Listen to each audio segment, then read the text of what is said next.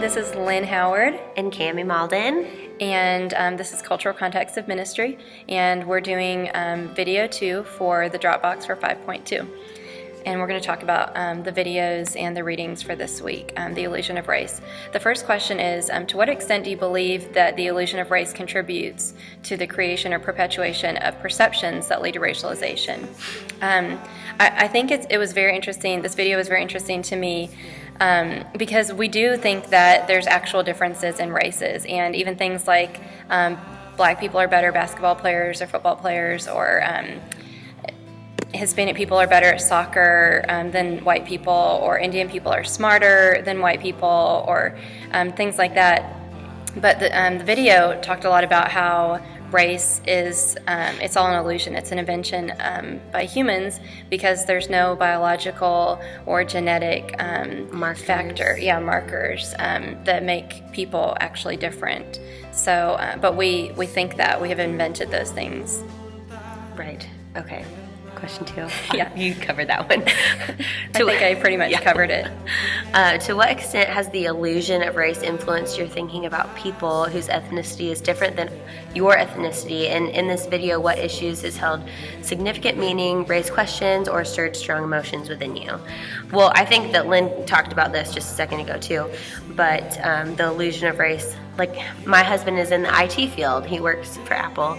And so I hear people say all the time that, like, you know, you talk about Indian people being really smart, and like, or Asian people. Yeah, or doctors too. Like there's a lot of Indian doctors in Marion, Indiana, and so like people just assume that they're just so much smarter.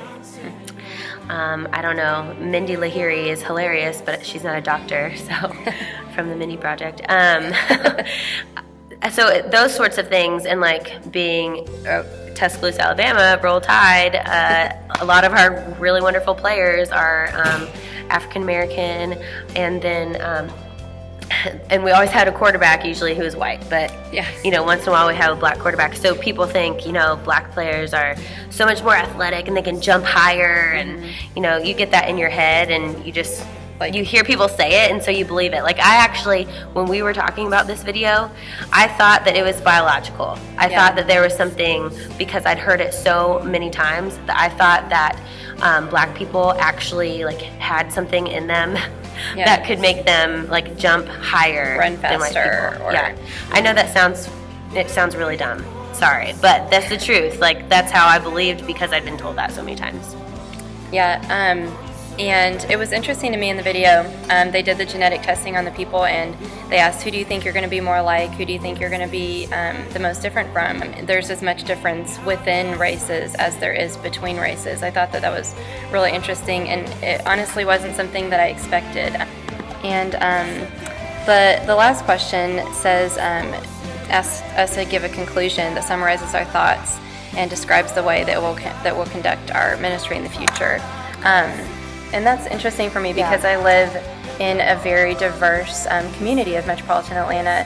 There's a ton of different cultures and different races, and my church is already diverse, but we have a lot of Indian people that live very near to the church, very wealthy, affluent people, but they don't come to the church. That's like the one people group that's kind of missing from our ministry.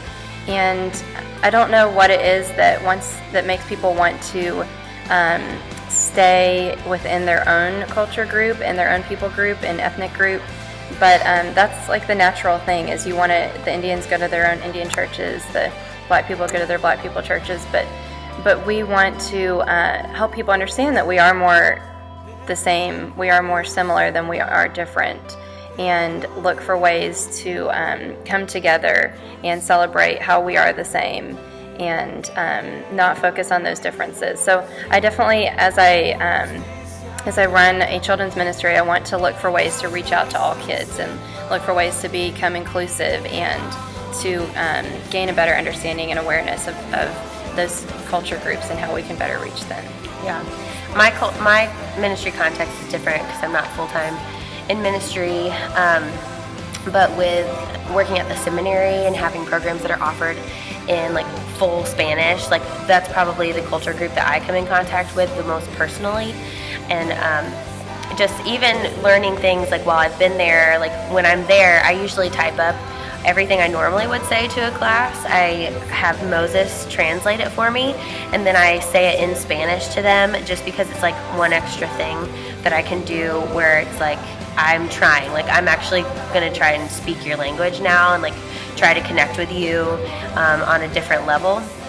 But in my church, like we are in Marion, Indiana, so it's not as racially diverse as metropolitan Atlanta. Yeah. But still, it's like thinking about like how could I help influence the church and just help our small group and our Sunday school to be more welcoming to people of other races, because we're really predominantly white. We have a couple couples in our Sunday school class who are not white, but that's a very, very small majority.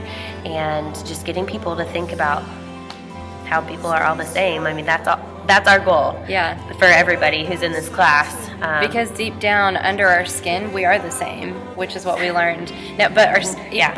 but that's not minimizing the differences in races and cultures. Right. And we can learn a lot from learning from people. Right, because I think we all enjoy cultures.